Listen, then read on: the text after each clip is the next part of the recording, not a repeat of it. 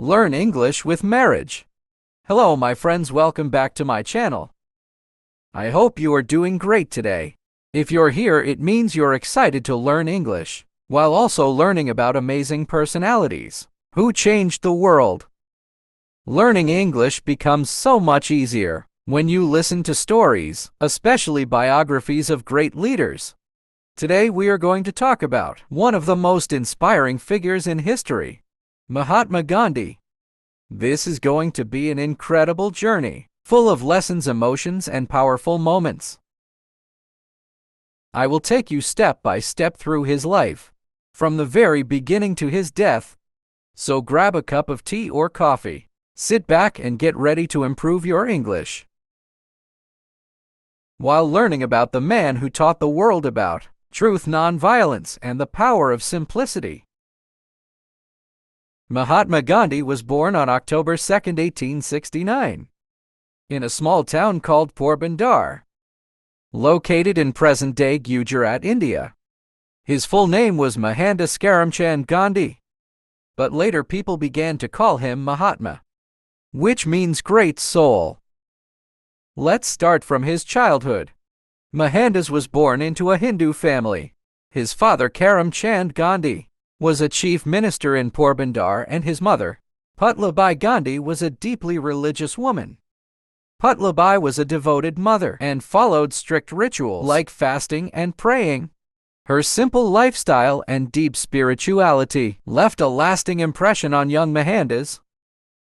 As a child, Gandhi was a quiet and shy boy. He was not very strong or brave. In fact, he was scared of many things, including the dark, but he had a deep sense of curiosity and an eagerness to learn. He loved listening to stories from Indian epics, like the Ramayana and Mahabharata, which taught him about truth and good behavior. When Gandhi was around 13 years old, he was married to Kasturba Gandhi, a girl of the same age. This was common in India at that time, but it was still a life-changing moment for young Gandhi. He often said that he learned a lot from Kasturba, as she was a strong and independent woman who supported him throughout his life. After finishing school in India, Gandhi decided to become a lawyer. In 1888, at the age of 18, he left for London, England to study law. It was his first time leaving India, and he faced many challenges. He struggled with speaking English fluently and adapting to British culture. He felt lonely and missed his family, but he did not give up. In London, Gandhi learned a lot about Western ideas, but he also stayed connected to his Indian roots. He started eating simple vegetarian food, following his mother's teachings. This was the time when Gandhi began to read books about different religions, such as Hinduism, Christianity, and Islam. These books shaped his belief that all religions teach love and truth. Gandhi completed his law studies in 1891 and returned to India. He hoped to start a successful career as a lawyer, but things didn't go as planned. He was shy and nervous in court, and it was hard for him to argue cases. It seemed like his dream of becoming a great lawyer was slipping away. In 1893, Gandhi was 24 years old when he received an offer to work in South Africa. A businessman from Gujarat, Data Abdullah, needed legal help for his business, and he invited Gandhi to assist him. Gandhi accepted the offer, thinking it would be a temporary job just for 1 year. But little did he know that this journey would change his entire life. When Gandhi arrived in South Africa, he faced something he had never experienced before. Racism. South Africa was under British rule at the time, and there was a clear divide between the white people and the people of color, including Indians. Indians were treated as second-class citizens and faced discrimination everywhere. One of the most famous incidents in Gandhi's life happened shortly after he arrived in South Africa. He was traveling by train from Durban to Pretoria. Gandhi had a first-class ticket, but when a white passenger saw him, he complained to the railway authorities. The officials told Gandhi to move to the third-class compartment because he was not white. Gandhi refused. He argued, "I have a valid first-class ticket. Why should I move?" But the railway officials didn't care. They forcibly threw him out of the train at a station in the middle of the night. It was cold, dark, and humiliating. Gandhi sat alone at the station thinking deeply. This incident shook him. He realized that this was not just his problem. It was the problem of all Indians and people of color. Living in South Africa, they were being treated unfairly, and no one was standing up for their rights. Gandhi decided that he could not stay silent. After the train incident, Gandhi began to observe the situation in South Africa more closely. He saw that Indians were not allowed to vote. They were forced to carry special passes, and they were treated with no respect. Gandhi started speaking to the Indian community and organizing them to fight against injustice. But here's what made Gandhi different. He believed in nonviolence. He didn't want to fight back with anger or violence. Instead, he believed in the power of truth and peaceful resistance. He called this method satyagraha, which means the force of truth. Over the next 21 years, Gandhi stayed in South Africa and led many campaigns to fight against discrimination. Here are some key events during this time. 1. Burning of the passes.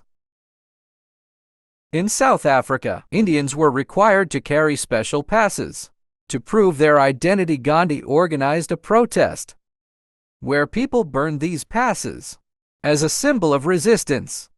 This was one of the first acts of civil disobedience led by Gandhi to the Tolstoy farm. Gandhi believed that living a simple and truthful life was important. He started a community called the Tolstoy farm, where people lived together, worked hard, and followed his principles of non-violence and truth. 3. The March Against Injustice. In 1913, Gandhi led a large march of thousands of Indians to protest against unfair laws. The march was peaceful but powerful, and it drew attention to the struggles of Indians in South Africa. During his time in South Africa, Gandhi completely transformed as a person. He became stronger, wiser, and more determined to fight against injustice. He also adopted a simple lifestyle. He wore plain clothes, ate simple food, and focused on serving others. In 1915, after spending 21 years in South Africa, Gandhi returned to India. He was 45 years old and had already become a well-known leader because of his work in South Africa. But now his focus shifted to his homeland. India was under British rule, and the people were suffering greatly. Heavy taxes, poverty, and lack of freedom were everyday realities. Gandhi knew he had to do something. When Gandhi returned to India, he didn't immediately jump into politics. Instead, he spent the first few years traveling across the country. He visited small villages, talked to farmers, and observed the lives of ordinary people. Gandhi realized that most Indians lived in poverty. They didn't have enough food, clean water, or proper clothes. Farmers were forced to pay high taxes to the British, even when their crops failed. Gandhi felt the pain of the people deeply and decided that his life's mission would be to help them. One of Gandhi's first major campaigns in India happened in Champaran, a district in Bihar. The farmers there were being forced to grow indigo, a crop used to make blue dye instead of food. Even worse, they were paid very little for their hard work. The farmers were starving, and they had no way to fight back. In 1917, Gandhi went to Champaran to understand their problems. The British authorities tried to stop him, but Gandhi didn't back down. He stayed in the villages, spoke to the farmers, and collected evidence of their suffering. Gandhi then led a peaceful protest against the British, demanding better treatment for the farmers. This movement was a success, and the farmers were finally allowed to grow food instead of indigo. This was Gandhi's first major victory in India, and it showed the power of non-violent resistance. During this time, Gandhi worked hard to unite Hindus and Muslims in India. One example of this was his support for the Caliphate movement. In 1919, this movement was led by Muslims, who wanted to protect the Ottoman Empire's caliph, their spiritual leader after World War I. Gandhi believed that Hindus and Muslims should work together for India's independence. He supported the Caliphate movement, which helped bring the two communities closer. This unity was very important for the independence struggle. By 1920, Gandhi had become the most important leader of the Indian independence movement. He launched the non-cooperation movement, which was a nationwide protest against British rule. Gandhi asked Indians to boycott British goods, stop buying British clothes, tea and other products too, resign from British jobs, quit working for the British government, 3. Reject British schools, pull children out of British-run schools. Instead, Gandhi encouraged Indians to use Swadeshi products, meaning goods made in India. He even started spinning khadi, a type of hand-woven cloth, and encouraged others to do the same. Spinning khadi became a symbol of self-reliance and freedom. This movement gained huge support, and millions of Indians joined Gandhi's call for non-cooperation. However, the movement faced challenges. In 1922, some protesters in a village called Chauri Chaura turned violent and set a police station on fire, killing several policemen. Gandhi was deeply upset by this incident because he believed in non-violence. As a result, he called off the movement, even though it was very successful. In 1930, Gandhi launched one of the most famous protests in history, the Salt March. At that time, the British had a monopoly on salt. They taxed salt heavily, making it expensive for ordinary Indians. Gandhi decided to challenge this unfair law. On March 12, 1930, Gandhi and 78 of his followers began a 240-mile march from his ashram in Sabarmati to a small village called Dandi, near the sea. Thousands of people joined him along the way. When they reached the seashore on April 6, Gandhi picked up a handful of salt from the ground, breaking the British salt law. This simple act became a powerful symbol of resistance. The Salt March inspired millions of Indians to join the independence movement. Gandhi was arrested many times by the British, but instead of weakening the movement, his arrests made him even more popular. People saw him as a symbol of courage and sacrifice. Each time Gandhi was imprisoned, more and more people joined the struggle for freedom. In 1942, during World War II, Gandhi launched the Quit India movement, demanding that the British leave India immediately. He gave a powerful slogan, "Do or die." He asked Indians to fight peacefully, but with determination, saying they must not stop until they achieved freedom. The British responded by arresting Gandhi and other leaders. Protests erupted across the country, and people showed incredible bravery. The movement created massive pressure on the British government to leave India. Finally, after years of struggle, sacrifices, and peaceful resistance, India gained independence on August 15, 1947. Gandhi's dream of a free India had come true. However, independence came with a painful division of the country into two nations, India and Pakistan. Gandhi was deeply saddened by the violence and hatred between Hindus and Muslims during this time. After India gained independence in 1947, Gandhi should have felt happy and victorious, but instead he was heartbroken. The country he loved so much was divided into two nations, India and Pakistan, based on religion. This partition caused terrible violence between Hindus and Muslims, and thousands of people lost their lives. Gandhi, who had always dreamed of a united India, was deeply saddened by this hatred and bloodshed. Now in his final years, Gandhi's focus shifted. He worked tirelessly to bring peace and harmony to the people. Let's explore this powerful and emotional chapter of his life. When the British left India in 1947, they divided the country into two parts. India became a majority Hindu country, while Pakistan was created as a majority Muslim country. This decision led to chaos. Millions of Hindus and Sikhs were forced to leave their homes in Pakistan and move to India, while millions of Muslims moved from India to Pakistan. During this migration, people faced unimaginable suffering.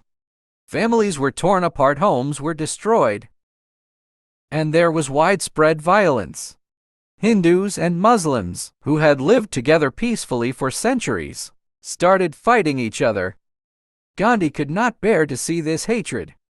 At the age of 78, Gandhi decided to travel to the most affected areas.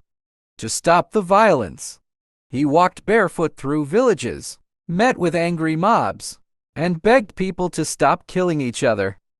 He told them, "We are all children of the same God. Why are we fighting?" Gandhi didn't just talk, he led by example. In Calcutta, when violence broke out between Hindus and Muslims, Gandhi stayed in the city to restore peace.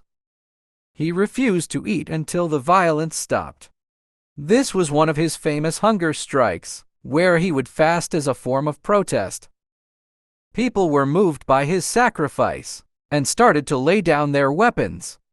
In January 1948, Gandhi moved to Delhi, where more violence had erupted. Once again, he began a hunger strike, refusing to eat until Hindus and Muslims promised to live in peace. Gandhi's health was already weak, but he didn't care about his own life. He believed that his fasting could inspire people to change their hearts. The people of Delhi were deeply affected. They realized how much Gandhi was willing to sacrifice for peace. Both Hindus and Muslims came together to pledge that they would stop fighting. Gandhi broke his fast when he saw that his efforts were successful. Even in his final years, Gandhi continued to live a simple life. He stayed in a small room, wore his humble khadi clothes, and ate plain food. He spent his days spinning his chakra spinning wheel, praying and meeting people from all walks of life. He also worked hard to uplift the poor and improve the condition of the untouchables, whom he called Harijans, children of God. Gandhi believed that every human being deserved respect and dignity regardless of their caste, religion, or background. On January 30th, 1948, something terrible happened. Gandhi was in Delhi staying at Birla House. Every evening he would hold a prayer meeting where people gathered to listen to him. That evening, as Gandhi walked to the prayer ground, a man named Nathiram Godse approached him. Godse was angry with Gandhi because he believed that Gandhi was too kind to Muslims and had allowed the partition of India before anyone could stop him. Godse pulled out a gun and shot Gandhi 3 times in the chest. Gandhi fell to the ground and his last words were, "Hey Ram, oh God." The news of Gandhi's assassination shocked the world. People in India and around the globe mourned his death. Millions of people attended his funeral, and his ashes were immersed in the holy river Ganga.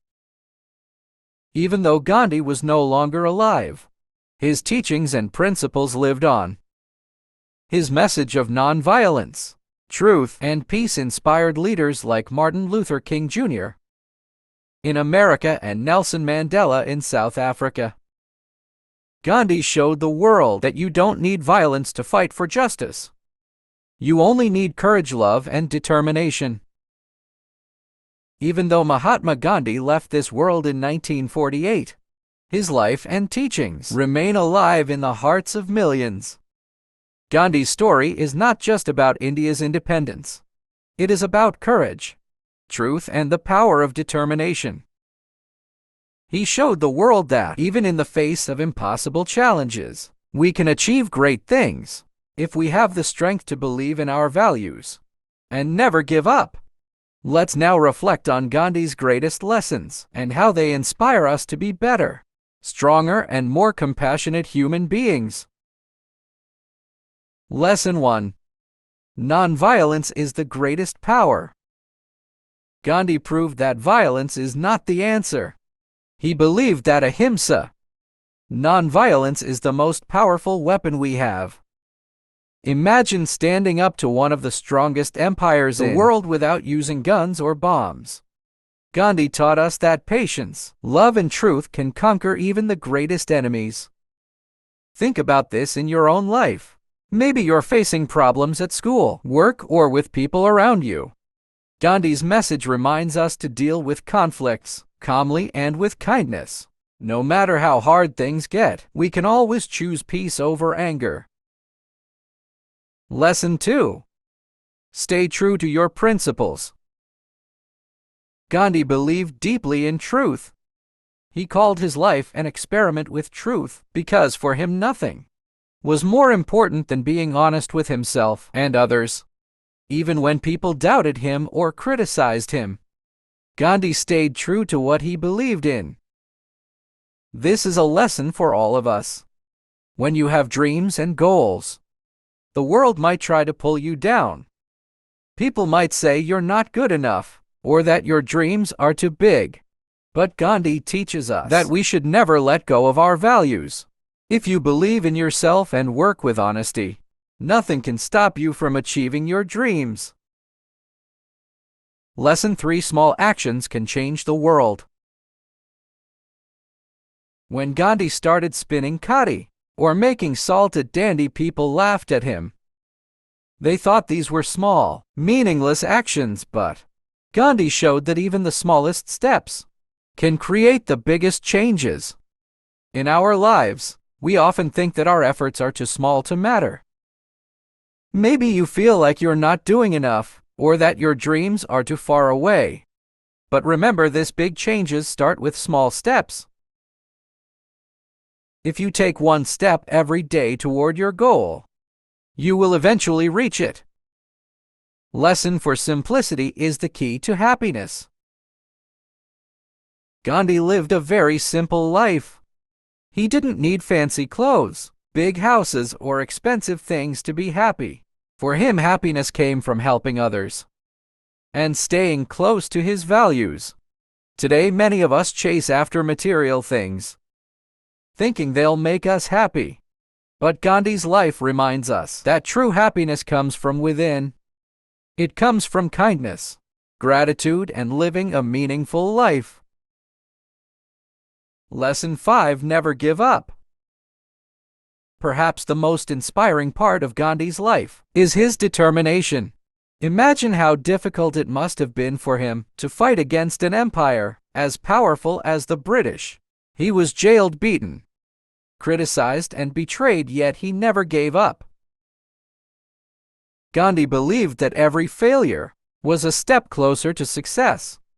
He often said, first they ignore you, then they laugh at you, then they fight you, and then you win. This is a lesson for all of us. No matter how many obstacles come your way, never stop fighting for your dreams. You might fail once, twice, or even 100 times. But as long as you keep going, you will achieve what you want. Even today, people around the globe look to Gandhi for guidance. His life shows us that no matter where you come from or how small you feel, you can make a difference. And Mahatma Gandhi's face is on all Indian currency, because he is considered the father of the nation. The image used on the currency comes from a famous photograph taken in 1946, where Gandhi is smiling warmly. This smile represents peace, simplicity, and hope. As we end this story, think about Gandhi's life as a shining example. He wasn't born rich or powerful. He was an ordinary man who believed in extraordinary things. His dream was to free India, and he achieved it not by fighting with weapons, but by fighting with his heart, his mind, and his soul. You too have the power to achieve your dreams. You don't need to be perfect or have everything figured out. All you need is courage, determination, and belief in yourself. Gandhi once said, "Be the change you wish to see in the world." This means that if you want to make the world better, you must start with yourself. Work hard, stay honest, and never stop dreaming. Gandhi's life may have ended, but his spirit lives on in every person who fights for truth, justice, and freedom. He is not just the father of the nation. He is a father figure to the world, showing us the way to live with purpose and compassion. Let this story of Gandhi remind you that greatness is within all of us.